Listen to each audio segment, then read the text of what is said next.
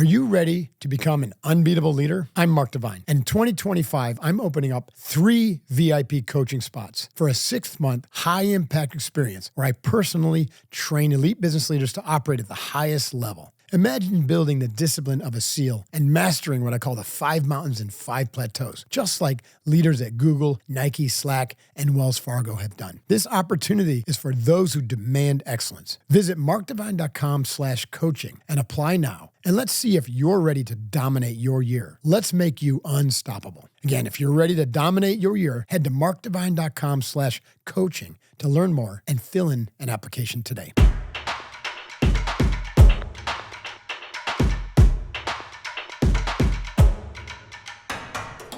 Hey folks, welcome to the Mark Devine Show. This is your host, Mark Devine. Imagine that.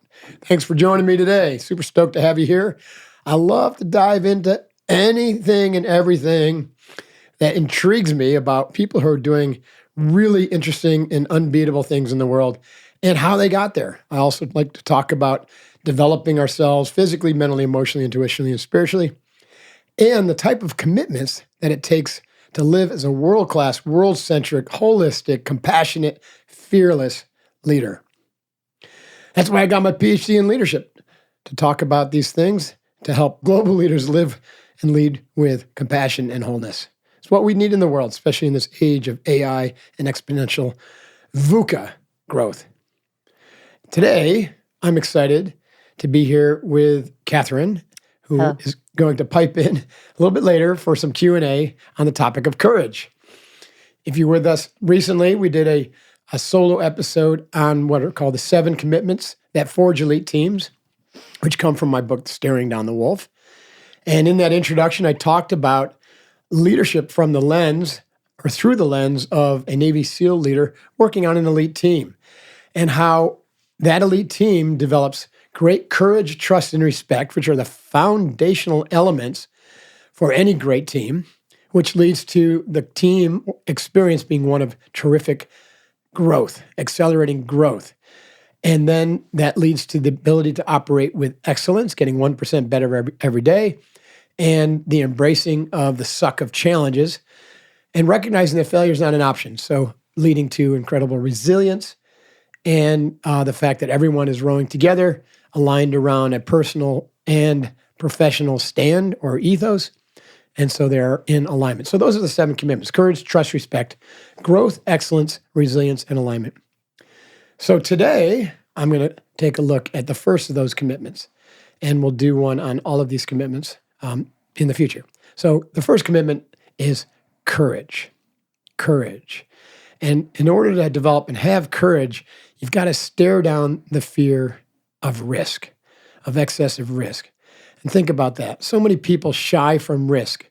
They shy from the risk of any type of reputational harm, so they don't step out and do the really challenging things that put their reputation at risk, such as doing public speaking or starting that business or nonprofit. And so they stay in their comfort zone. And as you know, we like to say that comfort kills, right? Staying in your comfort zone and not doing the work, staring down the fear of risk, will keep you locked into the same patterns that got you where you are, but aren't going to get you where you dream of going. So the idea of staring down fear comes from my work with Unbeatable Mind, where we tell the story about the 2 wolves, which you're probably familiar with, that vie for the attention of your consciousness. You have the wolf of fear who resides in your head, and the wolf of courage who resides in your heart. And the Native American elder who tells this story, and the kids are listening in rapture, and he says, these wolves are always fighting. And the kids said, which one wins? And the elder says, well, the one that wins is the one you feed the most. So you got to feed the wolf of courage, which means you got to feed your heart. And what is the food for the heart? Love, compassion, forgiveness, empathy, those types of things, gratitude. And you got to starve the fear wolf. And what's the food of the fear wolf? Fear, avoidance of risk, the 7 deadly sins, shame, guilt, revenge, right? Regrets. Those are fear wolf attitudes and mindsets. So you ignore those or you do the work to let that energy go and recontextualize those energies to be more courageous and lead with courage. So courage, it just so happens, is the first commitment. Why is it the first commitment? It's foundational to all others.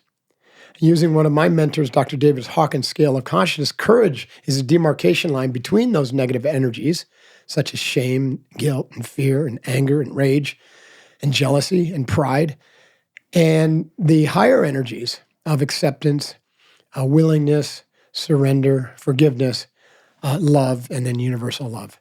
So courage stands at the gateway, the doorway. So anytime that we're wallowing in one of those negative energies, it takes us courage, right? It takes the heart, feeding the courage wolf, to get us out of that energy and into the area of acceptance and forgiveness, which are positive energies.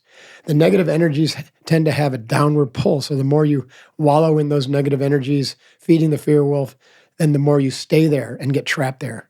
But if you can pull yourself out through courage into the positive energies of acceptance, willingness, and forgiveness, then they tend to pull you upward to higher levels of consciousness and awareness. So interesting that courage stands at that demarcation line, which is why, as a leader or as a teammate, courage is so important. Feeding the courage wolf is always positive, so it has the same energy as, basically bringing positive energy or deliberately maintaining a positive mindset amongst your team. This is something the SEALs were very, very sensitive to. Any negative nilly was quickly shut down, and or if they couldn't change their behavior, asked to leave the team, because negativity will destroy the momentum, the energy of a team. So like we say, one bad apple will spoil the bunch, and that bad apple is usually one who has got a low level of consciousness. They may be very smart, they may be very capable physically, but if their energy is negative and they're always full of sarcasm and negativity and biting humor or criticizing people, then that energy draws everyone down into those lower levels, and they're asked to leave the team. So courage is so important, and that's why it's foundational. It takes courage also to do the work. That's why we put this as the first of the 7 commitments. It takes courage to stare down the fear wolf. It takes courage to lean into risk. It takes courage to develop the skills to overcome the fear. It takes courage to do that work, to stare down the fear wolf, and it takes courage to open up your heart and to lean into courage, or lean into gratitude and willingness and acceptance and forgiveness. Now, I use some cool stories in the book to really exemplify the positive attributes of these commitments. And in the chapter on courage, I talk about Admiral Olson, who at the time was Commander Olson and was in Mogadishu. This is 1993. In Mogadishu, we had a special operations outpost in support of the United Nations mission there. And the outpost had a bunch of Army Rangers, a very, very small contingent, I think 5 from a Tier 1 unit of the Navy SEALs. And then it had a quick reaction force from Pakistan. The quick reaction force was basically there to provide any assistance if something goes wrong while the Rangers were on mission or doing whatever they're doing. And it happened to be that one day the Rangers were out on a mission, and this guy named Aidid, who was a provincial ruler there, was shot and killed. And suddenly this turned into a opportunity for everyone to essentially grab their gun and come to the party. And the Rangers became the object of their attention. And of course, in a place like Somalia, everybody has a weapon, right? It's just like a water bottle in Southern California. Everyone's got a weapon. So suddenly, the Rangers find themselves pinned down in this ridiculous firefight with all these civilians carrying weapons and or terrorists, freedom fighters, let's call them, and they started to get in trouble, and they were getting wounded, and so they called for the quick reaction force. And of course, by this time, the news was out. Everyone knew that there was this wicked firefight going on in town. And the QRF, or Quick Reaction Force, the Pakistanis, decided that it was too dangerous for them to do their job. And so they just sat there. They wouldn't go out into the field. So it just so happens that Commander Olson, Navy SEAL, saw what was happening. He went up and talked to the QRF commander. Commander wouldn't budge. So Commander Olson rallied his 4 other special operators, Tier 1 operators, Navy SEALs, 2 Navy SEALs, and I think 2 Delta Force guys, and discussed the situation with him. They jocked up, got all their gear on, grabbed a Humvee, looked right at this quick reaction force, like daring them to follow. And then they drove out into the firefight, the 5 of them. It's incredible. Talk about courage, right? Well, the quick reaction force was literally shamed into action. So within 10 minutes, they had all mounted their armored personnel carriers and followed this 5-man contingent into the firefight. Of course, had a happier ending because they were able to fight their way to the Rangers, recover the wounded, and help the Rangers fight their way back to the compound and end the firefight. At any rate, so I love that story because it really exemplifies, this idea of courage. Here's this one individual, or these, if you want to take a lot of them, the 5 special operators who are willing to set aside their own safety, knowing that these guys are literally, 5 of them are heading into a danger zone with hundreds and hundreds of people who will be aiming their weapons at them. How could they do that? Well, one is that they had trained to have a high tolerance for risk. A high tolerance for risk. Now, not all of you are going to be Navy SEALs or special operators or, needing to go into areas where people are shooting at you. First responders, yes. Military, yes. But most business people aren't going to do that. Let's hope not anyways. But you definitely have a risk factor, a risk tolerance. And executives and leaders who have a high risk tolerance tend to perform better than those who have a low risk tolerance.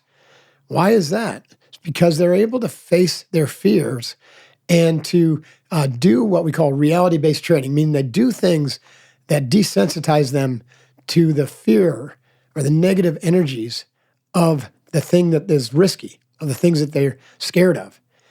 And because of that, they're able to face those things with more courage, right?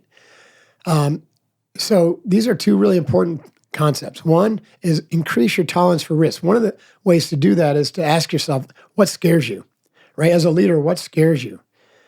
Some of you want to be better speakers. Some of you want to be bolder and take your companies to the whole nother level, but it scares you. You don't think maybe you're worthy or you're ready. Well, you need to take a look at that fear and you need to stare it down and go toward it instead of away from it. Instead of staying in your comfort zone or retreating or think somebody else is better suited for you than you to do it, you need to move toward it, right? He used to say in the SEALs, and what Olson and his teammates exemplified, is you run toward the sound of gunfire. You keep moving forward toward that which you fear, toward that which you think is risky. That's the only way to learn about it, and it's the only way to develop the skills and competencies and insight and perspectives that'll take that thing that you fear, that thing that is risky, and make it much less risky until it becomes part and parcel of your skill set. In order to do that, you can also simulate the risky thing, and we call that training. You train as realistically as possible for that which you fear. So this is akin, like if you wanted to be on the stage at TEDx, then you train for it. It's not your first speech, right? TEDx shouldn't be your first time out. It's not your first rodeo, right? You practice in front of the mirror, you do Toastmasters, you do a bunch of smaller engagements in front of crowds that give you positive feedback, and you do more and more, bigger and bigger, until suddenly you find yourself on the TEDx stage. So you train realistically and you train relentlessly. That's what these special operations soldiers do. And they had developed a high tolerance for risk. And the third thing that I talk about that is necessary to develop courage and to exemplify courage is to have a stand and to live by that stand. And so what's a stand? It's a code of conduct or an ethos. So the SEALs and the Special Forces who make up the Delta Force or CAG unit, they all have a very strong stand. And it's both an individual stand as well as a collective or a team-based stand. And Olson was famous for saying, if you don't stand for something, you'll fall for anything. So some of the questions to ask yourself is, around this ideas. What do I or what do we stand for? What are our rules of engagement? How do we want to show up to each other every day? In the SEALs, that was an important question because it defined how we trained. We said we got to earn our trident every day. That was one of our core items on our stand or our ethos. Earn your trident every day. What does that mean? Well, it means I got to show up. Do I show up hungover, looking sloppy, and not able to work out, and I'm going to blow that off because I'll feel better tomorrow? No. Right? People who did that weren't on the team for very long. What it means is you show up with a positive attitude, ready to train your ass off so you can be better for the team and for yourself today, and to train and do everything you can to get better at your mission and your task and your leadership. That's earning your trident every day. So living by a stand is really important. If you want to be courageous, then courage and courageous act and reality-based training and risk tolerance should all be part of what you stand for. And that way, when the crisis comes or the big challenging issue comes or the thing that you are afraid of, needs to be done, then you'll be ready for it. And you'll lean into it and you'll run toward the sound of gunfire. That's how you develop courage. Courage, Aristotle says, lies in balance between rashness and cowardice. And if you don't develop these things I talked about, a tolerance for risk, and train for it realistically, and live by a stand, then you could easily fall into cowardice. And furthermore, if you don't live by a stand that says earn your trident every day, and reality-based training and tolerance for risk, where you develop the skills and the competencies and the actual knowingness that you can do this thing, then you could easily fall into rashness or boldness, which is reckless behavior. So courage is a skill, it's a practice, and it's a way you show up every day for your team and for yourself so you can be the best leader possible. So think about these things, learn to cultivate courage, and you'll be well in your way to being a world-centric, courageous leader. My journey with Mindfulness began 3 years ago when I was looking for supplements that I could actually trust. As someone who's always valued both physical and mental performance, I needed something that wouldn't compromise on quality. What I found was what makes Mindfulness special.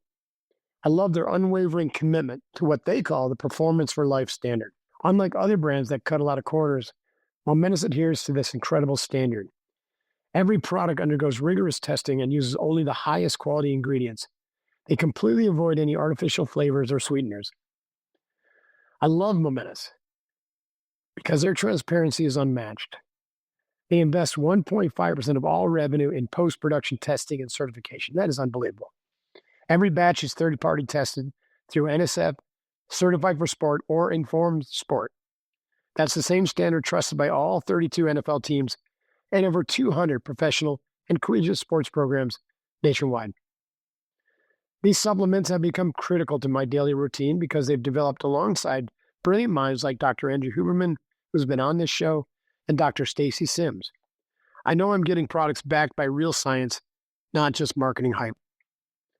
So what are you waiting for? If you want supplements you can trust, head over to livemomentous.com, LIVEMOMENTOUS.com, and use the code DIVINE, that's DIVINE, for 35% off your first subscription. Again, use that code DIVINE at livemomentous.com for 35% off your first subscription. Join me in using these amazing supplements. Catherine, anything come to mind? Yeah, I don't think you're going to like it, though. Okay. My question for you is what scares you? Lean into it. What scares you, Mark? What scares me? Snowmobiles. Well, I think snowmobiles should be outlawed, by the way, if they go over 80 miles an hour. As motorcycles. And same with motorcycles. Yeah. Snowmobiles kill more people every year. Well, what scares me? What scares me is, you're going to probably be like, yeah, I knew he was going to say that, is not fulfilling my mission. Mm-hmm. And not doing the work that would allow me to do that or would help me be worthy to fulfill my mission. Because a lot of people experience this. It's very easy to get complacent if you have succeeded at a high level. Yes. Right? Like, I think there's times where I've been like, what do I need to do anymore? I don't need to do anymore. Like, I've written 6 books and have a successful business and family, and I got enough money to retire. Why don't I just go to Bali and sit on the beach, and have a Mai Tai? That would be pretty easy. It's kind of appealing, As I say that right now, I'm like, yeah. Why am I not doing that?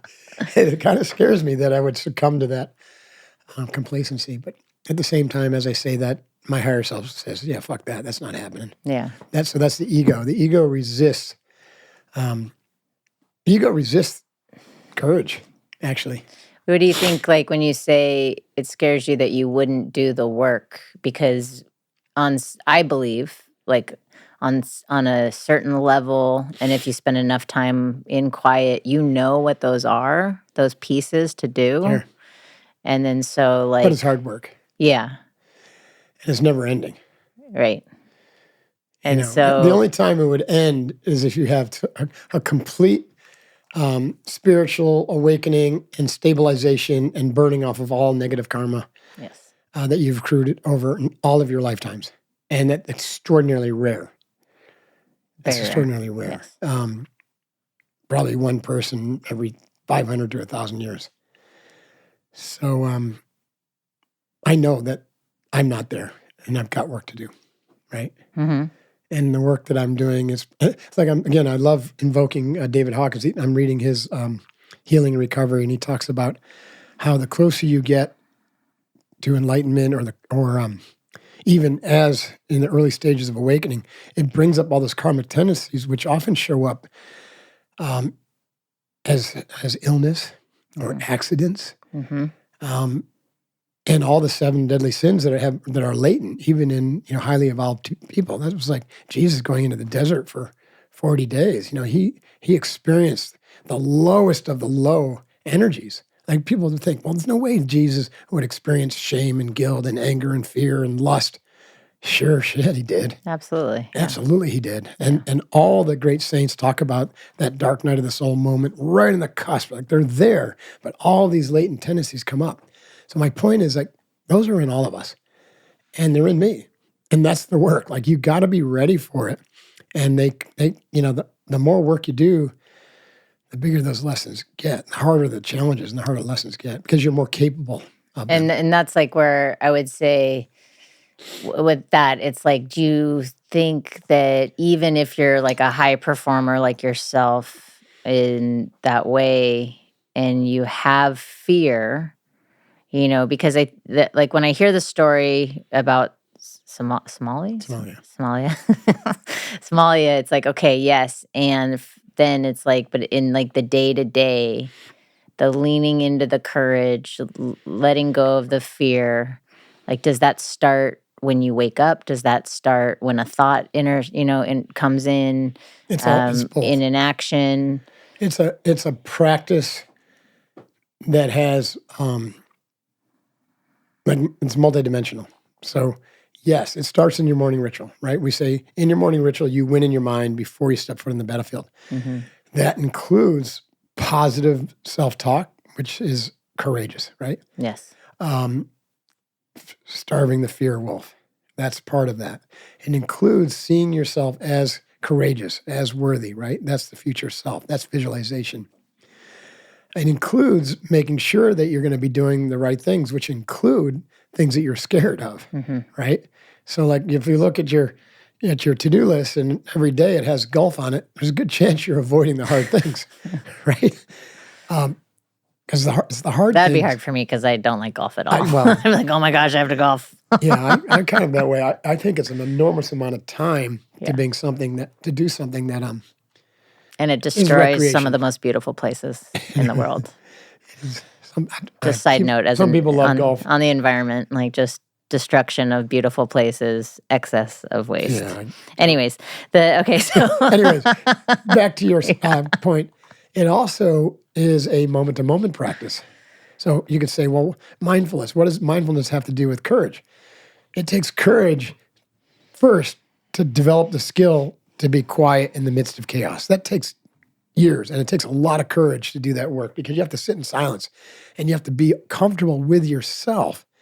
The reason most people don't meditate and most people don't do therapy is that they're very uncomfortable sitting in silence and having all that stuff come up, right? All the traumas and whatnot. So that takes courage. And then moment to moment, when a negative pattern comes up, it takes courage to stop it. So that's emotional control, to look at that and say no. Like our worm process, you witness it happening, but you don't allow it to happen if it's negative. Right. You witness it and say, oh, mindfulness just says, oh, that's really interesting. I'm having this negative thought, or I'm having this fear thought, this shame thought, or this guilt thought. And one part of you can say, well, it's important to let that energy run its course. Another part of you can say, well, you don't want to feed that energy, right? Yeah. Because that what you pay attention to will grow. So there's two schools of thought. It's such a tricky one too. I just was thinking about this, like the difference between suppressing emotion versus the regulation and control of emotion, right? Because like needing to allow the emotion to arise or the thought to arise, recognizing that it's there, so I'm not suppressing it and it's not like building up like a bottle that's like being shook, bubbly water that's going to explode. Yeah, I'd love to address that. Yeah. So it has to do with the relationship between thoughts and emotions, right? Emotions is the energy. Thought is the meaning around it, the story you're telling about it. So if you have an emotional response that you associate with a string of words that are negative, like I'm not worthy, right? Or, along those lines. Well, it's important to intercept and change the thought while simultaneously allowing the energy to flow so you don't suppress it. So the way you do that is to change the thought pattern associated with that energy so that it's not bad and you're not instinctually driven to suppress it, but actually you're inclined to let it flow. So a good example of how I did that was around parachute jumping, right? Everybody has a primordial fear, an existential fear of their parachute not opening, right, and going splat, because that would be a pretty life-ending situation, right? Absolutely. We used to say with parachuting, you're committing suicide until you pull your parachute ripcord, and then you hope, of course, that it works.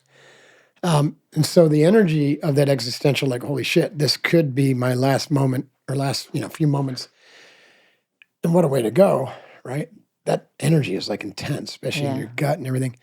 The more and more I trained and I noticed that energy, that fear coming up, and I could see that, well, this is fear of death.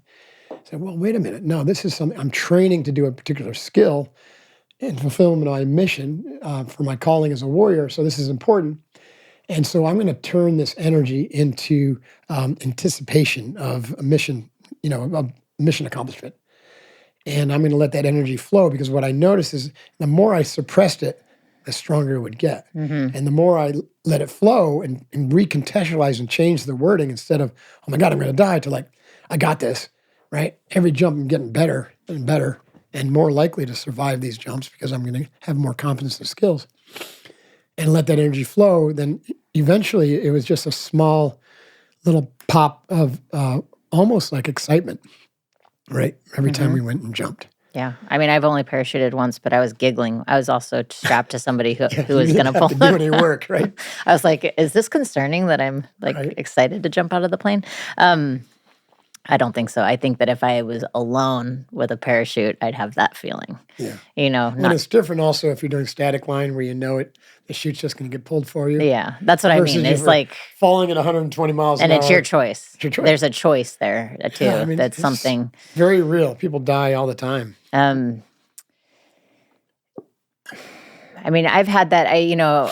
I don't have like the same accolades as you, and I wouldn't necessarily consider myself in social terms a high performer. So, but I do have a similar fear of not manifesting or living into my potential. Right. And then I always look at this like from, back to like that feminine energy, masculine energy, which lives in both in all of us. Those energies live with whatever body you're in. And so the dance of that, of like not necessarily like being in the go do, bigger, better, faster model, but how to really be authentic and generate a presence on the planet in that way of like, what is success? So like, or what is courage, even in moments of like when to know to say, oh, I'm actually being courageous to let's say stop doing this instead of leaning into this. Because so I wanted you to speak to that, like where like maybe somebody could be saying I'm being courageous leaning into something, but then they're doing they're actually creating a Distraction. a distraction. Yeah. I think that's a great point, Catherine. Because people usually associate courage with action. And that's not accurate, right? Because courage can also be inaction. Yes. Right? The courage to not say something, to not lash out, to not, have the comeback, right? To not do something that's going to distract you. And this could relate to what you're talking about also, the fear of not living up to your potential, which is also the same as saying is not living in alignment with your calling. Yeah. Like why you're on this planet. And I think a lot of people have that existential kind of fear, that life of quiet desperation, because our whole culture is organized basically to just slam you in these boxes of careers, which may have nothing to do with why you're on this planet, right? And then the longer you spend there, the harder it gets to get out. It becomes like this golden coffin, you know what I mean? And so then it gets harder and harder to walk away from it, even if you know it's not what you're supposed to be doing. Right. And we've talked about the Bhagavad Gita. That was the whole lesson there. It's like, if you don't fulfill your purpose, your calling, the reason you're here, then you won't attract the karmic lessons, the challenges that will help you bleed off that negative karma. Yes. And which means you won't evolve, and you will accrue more negative karma. And then your next lifetime, you're going to have a more challenging time. And you think that's like the leaning into the 1% better each day is, to burn off, if we're looking at it from karma, it's like, if I'm going to move towards that potential, the born in purpose, and this is, as anyone, then doing that 1% better each day. So like for me, when I'm really stuck and I know I'm in like a habitual pattern that's not in my greatest good, then it's like leaning into, okay, well, what can I do that's still moving me towards that? 1% better every day. Again, we got to be careful. There's a difference between being and doing. Yeah. Right? The yang and the yin. And we tend to over focus or over index on the yang, the doing. Yeah. And so even in that idea or most performance coaching, it's all habituation of doing something better. And that has to be married with the yin, right? Which is receptivity and the beingness. And that has to do with surrender and not doing or letting go of, right? Yeah. So growth actually happens. The doing part sets up the resistance. And in order to move through the resistance, you have to let go of what's preventing you from, getting to the other side, right? So think about this.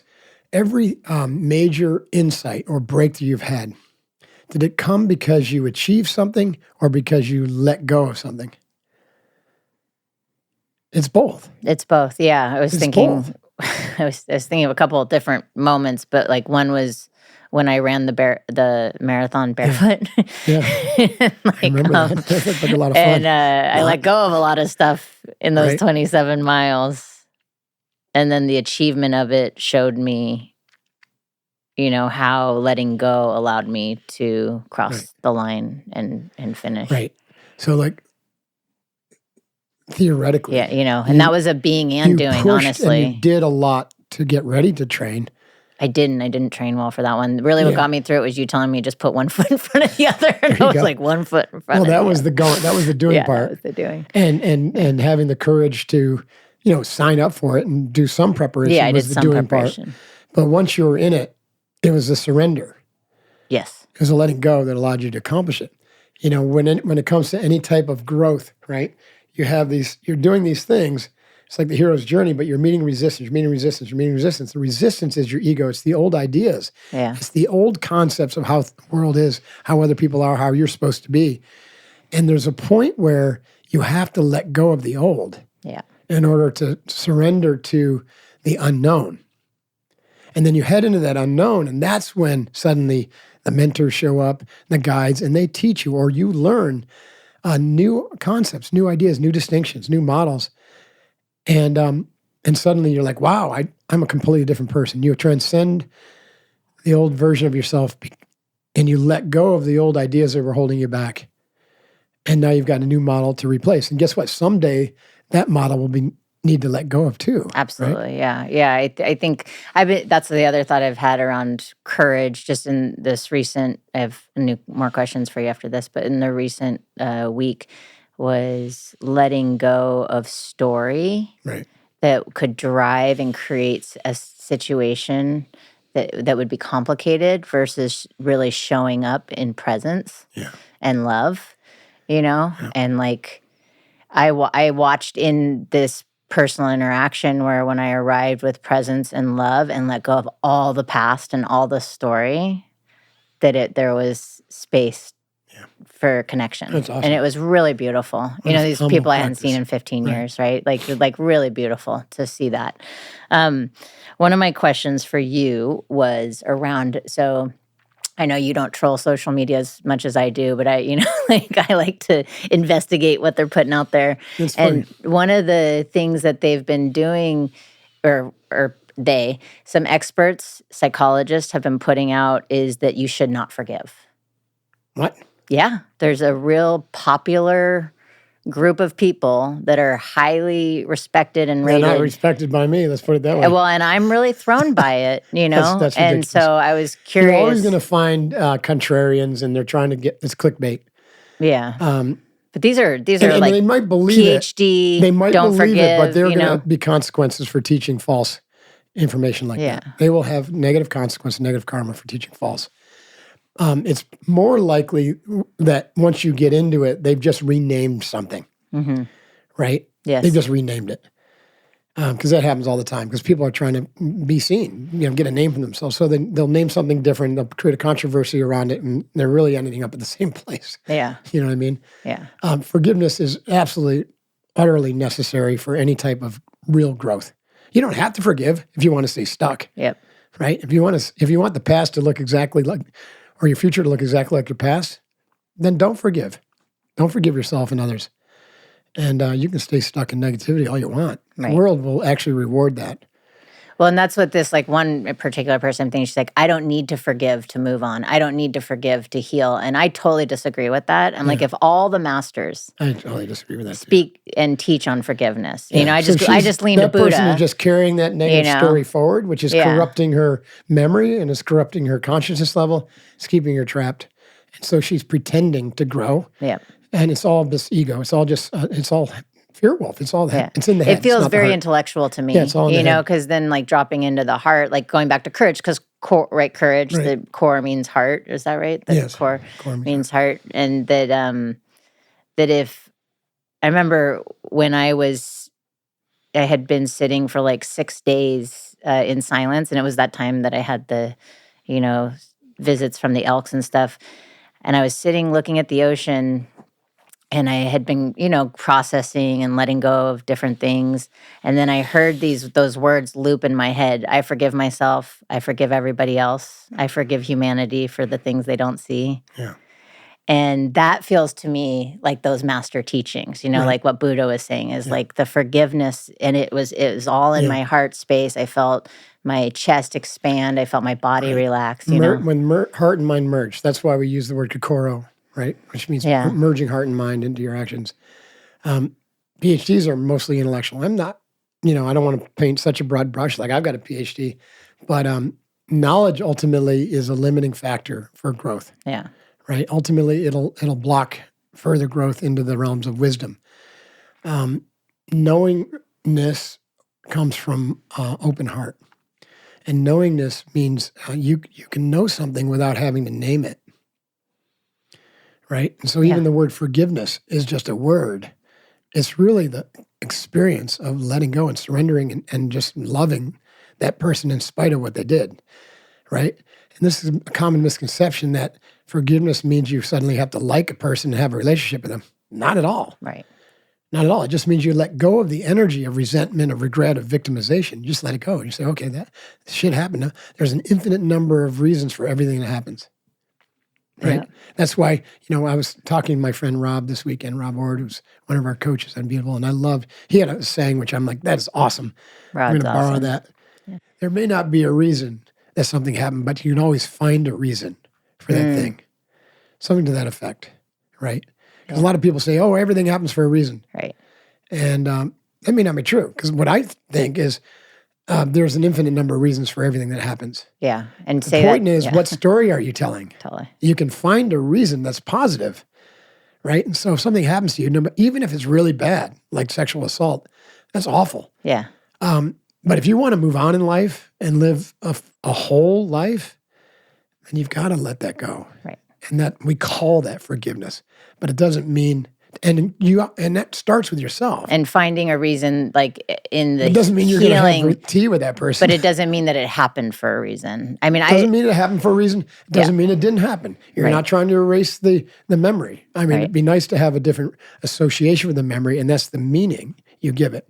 And so in those situations, to look at that as like an incredible opportunity for growth. Right. The hardest things that happen to us are the biggest opportunities for growth.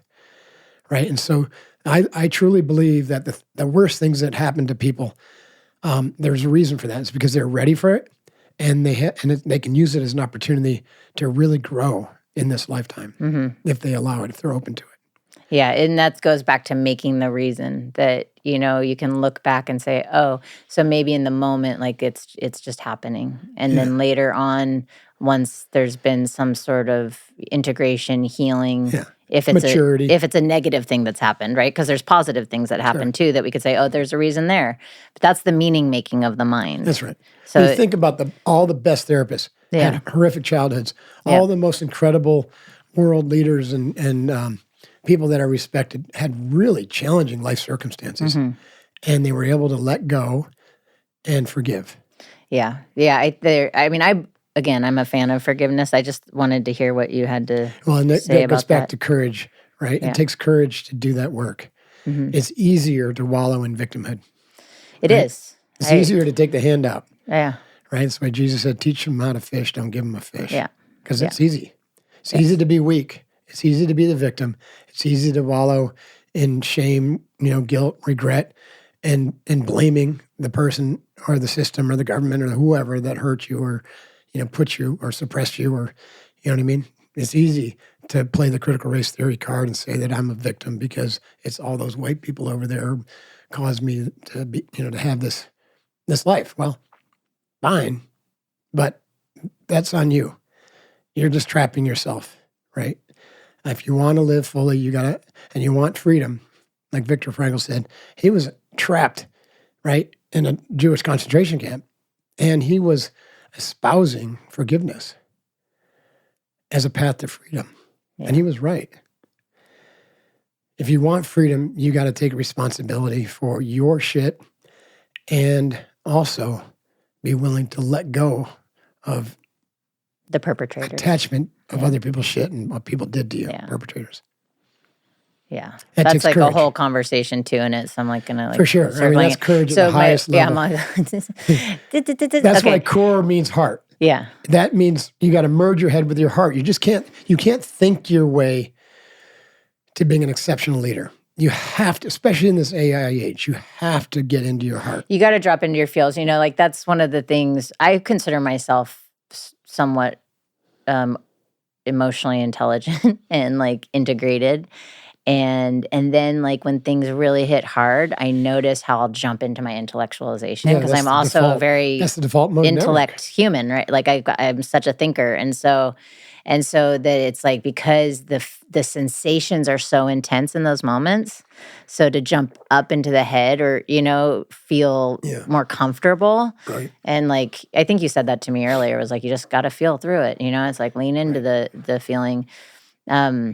But then there's always that balance. So if you're going to look at from last Thursday to this Thursday, what is a moment that you found yourself being courageous? I mean, I had to stand in front of, 30 clients there to learn from me all weekend, Mm-hmm. And I'm only 2.5 months out of an accident that almost killed me. Yeah.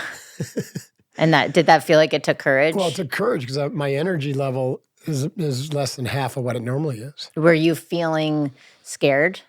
No, because again, my practice has been to transmute that any fear or anxiety into excitement. Okay.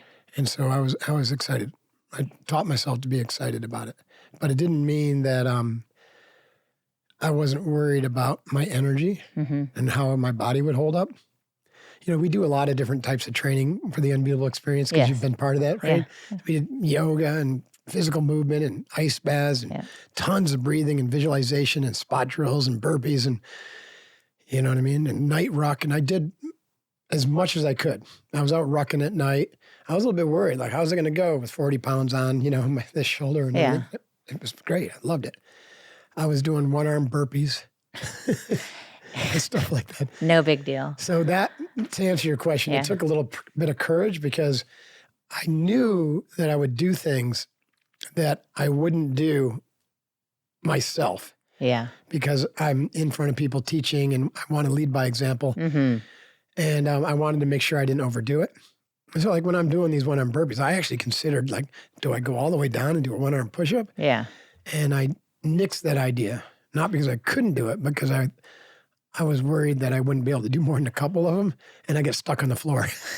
So worry, worry could be linked to fear, and then that could be maybe like the underlying fear of perceived weakness or not enough. But then you could change that. Or like what I hear you saying is like you shift that real quick, so you're not in that at all. Right. It's like that's like a 2-second thing. That's what's called catching the snake at the head, right? Yeah. The thought of like, the anxiety. Like I used to have a lot of anxiety about going into an event. I got to be presenting all weekend. It's going to be exhausting, blah, blah, blah.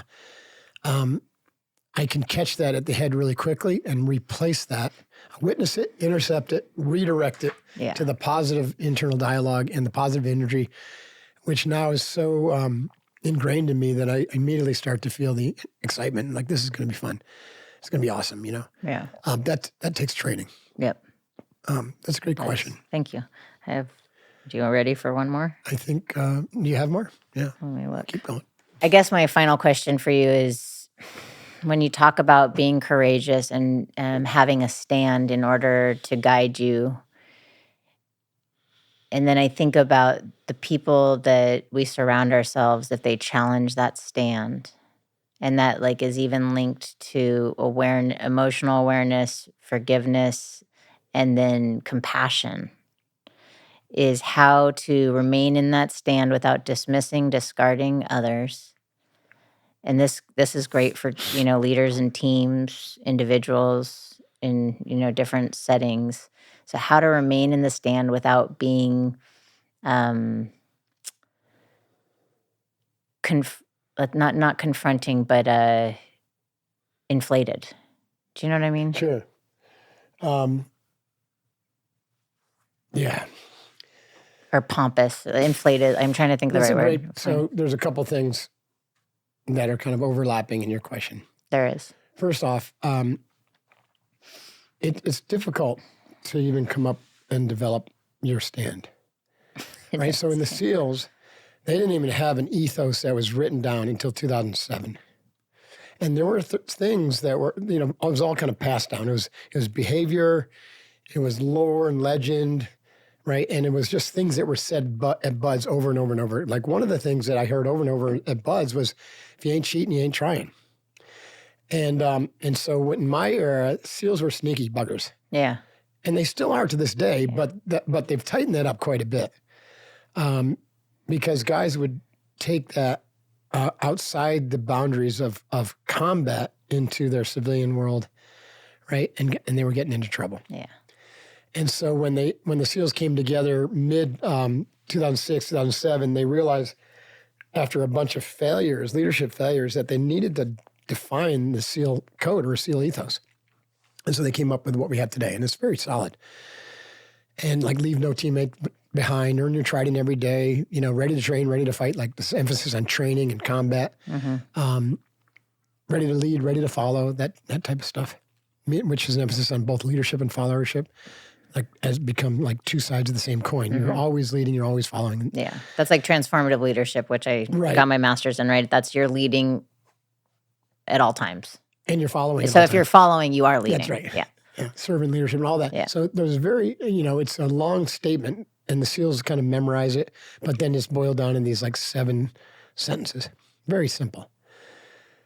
And what was not on there was, if you ain't cheating, you ain't trying, right? So they wanted to know so that a stand is a combination of how you want to act and how you want to make sure you don't act or don't behave. So they're behavior modification or behavioral guidelines.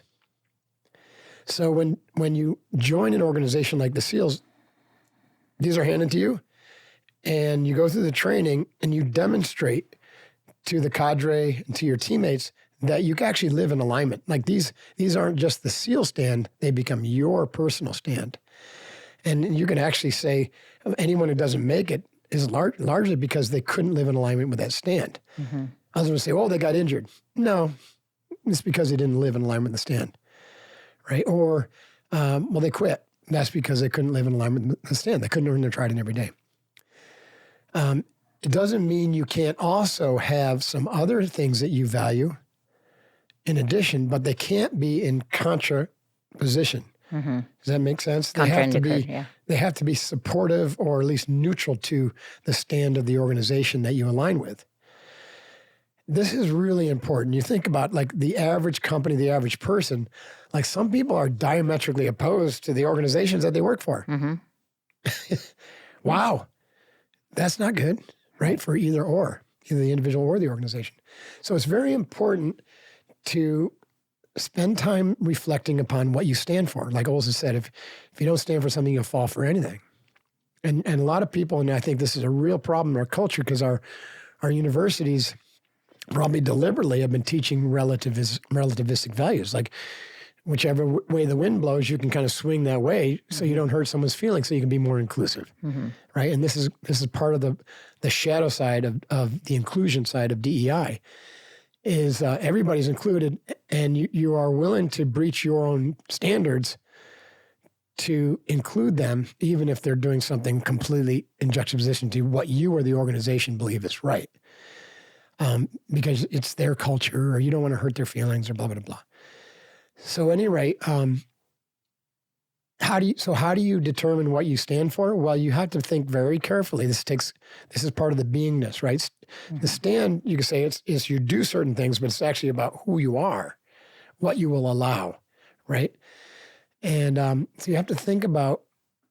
It's kind of like the likes and dislikes that I go through in my book, Uncommon, right? So create a list. This is what I like about myself. This is what I don't like about me. This is what I like in other people. This is what I don't like in other people. This is what I like in culture, and this is what I don't like in culture. And you start to discern the things the behaviors and the actions and the ideas that you like and the ones you don't like.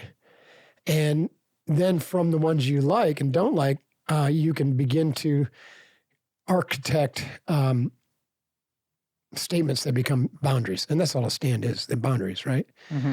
For instance, I didn't like that when I was working in Manhattan as a CPA, that nobody was really concerned about health, and there were no healthy habits, and no one worked out, and the company didn't have any story around staying healthy. Right. Right? They didn't pay you to stay healthy. They didn't have a gym. They didn't give you time to work out. They didn't care if you ate like shit. And all of that I knew would lead to really poor results in the long run, both personally and for the company. So that was what I didn't like. And on the flip side is what I did like was staying fit and athletics. And I love this idea of lifetime fitness, even at 21. Like I said, there's no reason that I can't stay healthy and fit forever. Like I'm not going to look like that pasty fat person in that suit over there. And so when I took that, what I liked about fitness, health, adventure, training, and what I didn't like, I said, okay, there's a stand right there. There's something I stand for. And guess what? Did that align ultimately with the organization that I joined 3 years later, the SEALs? Hell yeah, it did. Yeah. Because they shared that exact same stand. And you can go through these. It doesn't have to be super complicated. Right. It's probably like 5 or 6 things that are like really important to you that you won't, like they're so important that you just won't breach them, right? That's a stand. And if you can find an organization that shares those qualities or a fair number of them, man, or a profession, now you're getting closer and closer to being in alignment with your purpose, your calling. That's why when we define the 3 Ps, purpose, passion, and principles. Principles is your stand, but passion is very, it's like the color of those things, right? So passion and principles come before purpose because once you can define those things, purpose suddenly pops into view, right? It's like, taking a camera and just, getting more and more focused, right? It comes into focus. Yeah, absolutely. And that takes courage, though, because you got to be quiet. You got to sit in silence. You got to become less distracted. You got to say no, and you got to have the courage. And this kind of addresses another part of your question to walk away sometimes from situations and from people who don't align with your stand, don't align with your calling. I had to walk away from New York and Manhattan. A lot of friends when I joined the SEALs, and I even walked away from my family in terms of being in proximity, living near them, being part of that culture, because it didn't align with my stand of living in a positive, right, growth-oriented environment. Yeah, I mean, it's what's popping up for me was a recent conversation that it's different, but in being in acute grief, and then I had a conversation with a friend, and they said to me, "I'm really surprised that you're so emotional about this because you're a meditator and you're a spiritual practitioner." And I walked away from that conversation thinking, this is not a good person for me to spend time with. Yeah. Because they're actually telling me I shouldn't feel my grief. Right. That is so dangerous. And just in that way of like the principle, the 3 Ps. But it was a real, because I have done so much of this work, I don't think I would have noticed that. Right. Before, I would have just felt shamed and kind of gone into that. Totally. So what you're saying is it was like even thought, well, you're right. I mean, I should be calm and dispassionate, and that's actually a false idea. Yeah.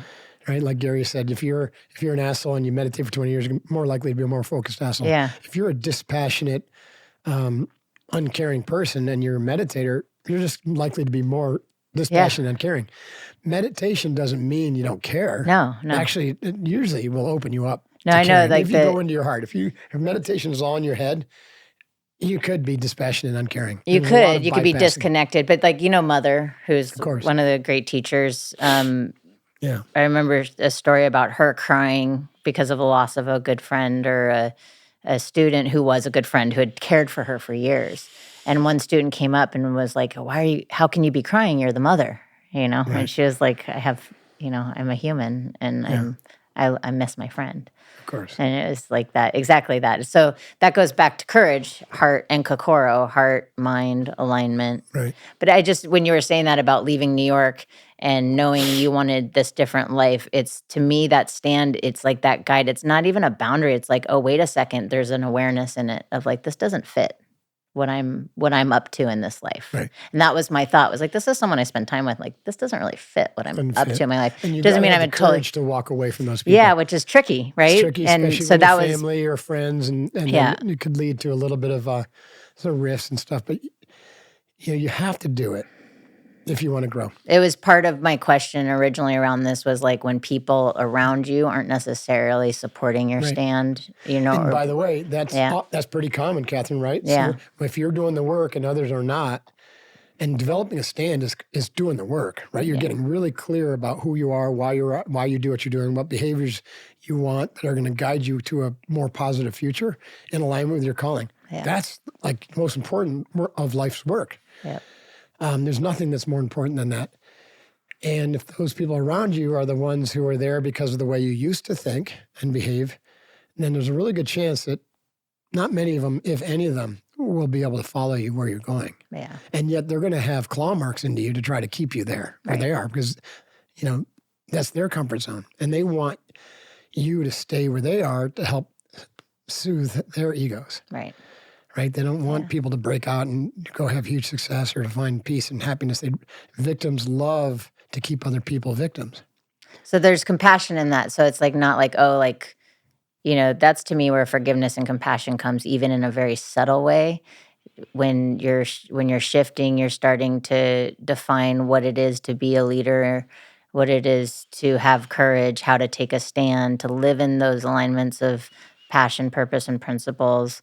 Is then there's compassion, forgiveness to those around too. For sure. And so that there's not this like hard cut, like you're not good enough now. Like to me, that's 100%. what I meant about the pompous or the Right. it's like, make sure you don't oh, you don't fit leave- my vision anymore. right, you don't leave from a one-up grandiose position, right? Yeah.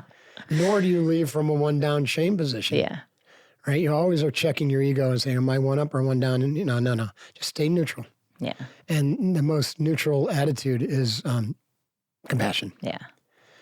Right? Compassion is very neutral. That's why, like, if you experience compassion as sympathy or someone like, oh, woe is you, I'm sorry this happened to you. That's right. That's not compassion. That's a one-up grandiose. It's not empathy either. It's not a empathy, misunderstanding. no. Yeah. Yeah, compassion is very neutral.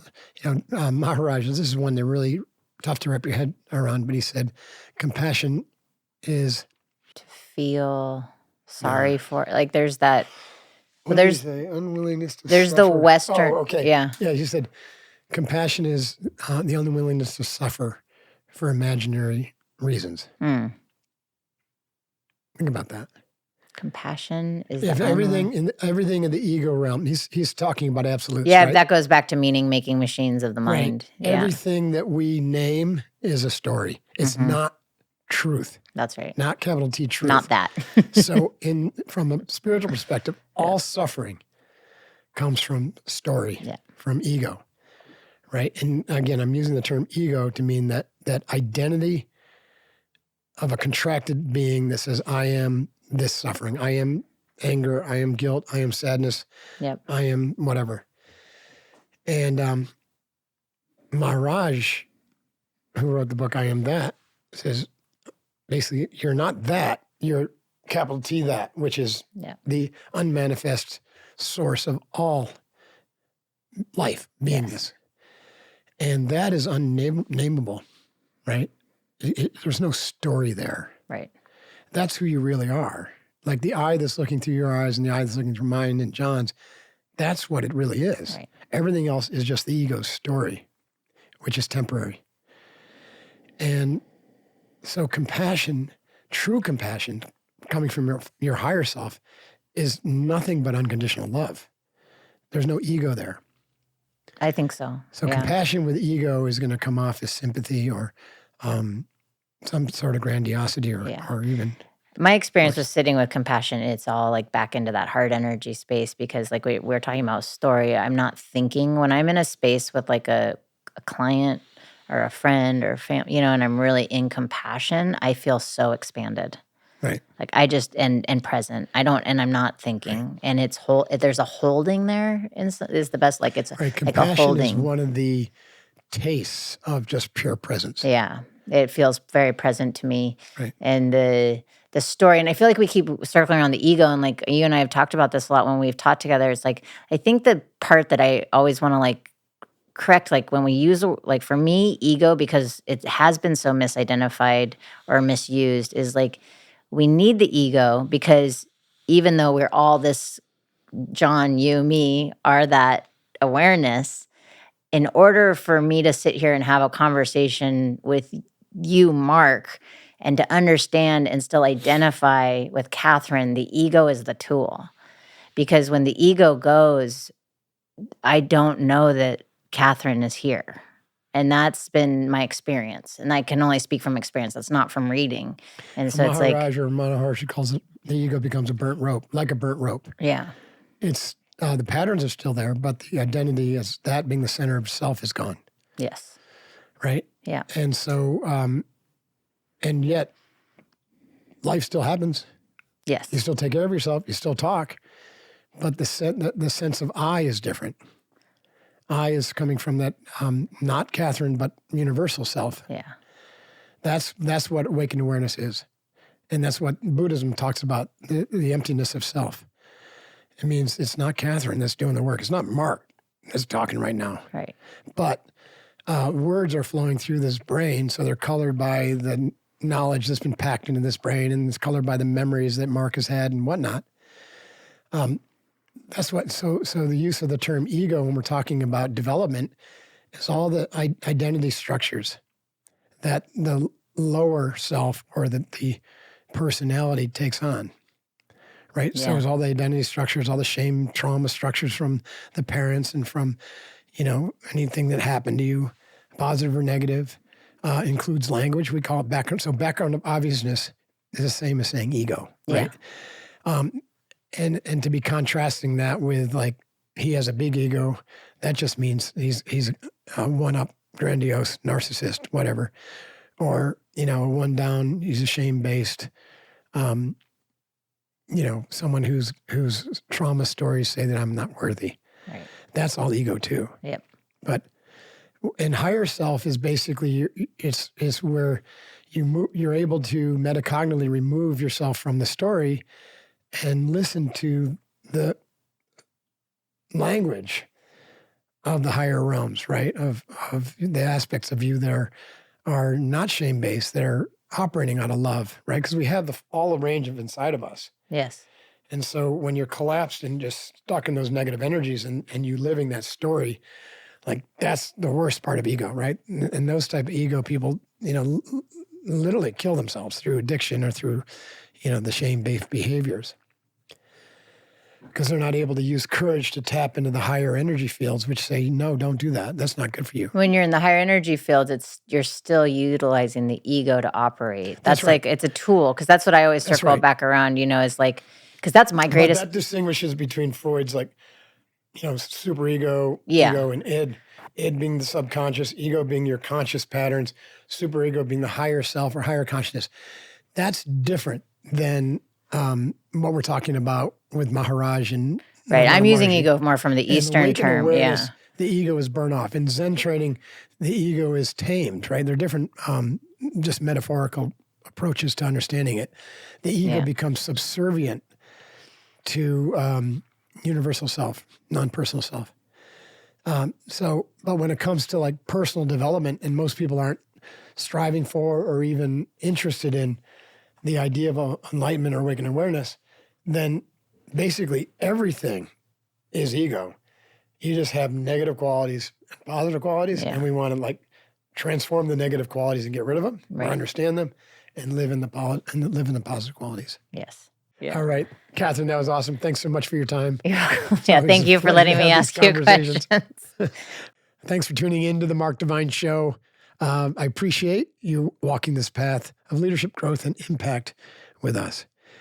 If today's episode moved you, please share it with your fellow warriors, and please leave a review wherever you listen. If you'd like to go deeper with the training that we allude to here, go check out unbeatablemind.com and explore how you can work with my team and I in our personal leadership development or team transformation programs. And you can also follow up with us on Instagram at Mark Divine Leadership for further insights. Until the next episode of the Mark Divine Show, forge that unbeatable mindset. Hoo-yah.